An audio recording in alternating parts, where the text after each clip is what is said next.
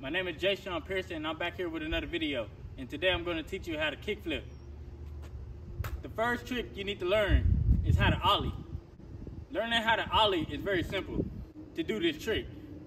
If you don't know how to ollie, you can't do this trick. So learning how to ollie is the main trick you got to learn. So this is what that look like. Now if you have that trick on lock, you're good with this trick. But another thing, if you don't know how to flick while doing this trick, you can't kickflip. The first thing you want to do, you want to place the board on the ground.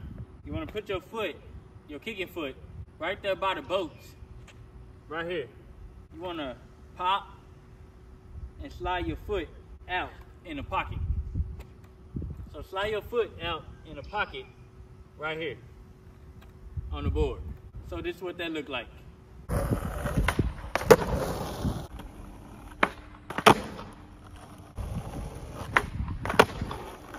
So if you have an ollie and the flick down on this trick, you will be able to kickflip.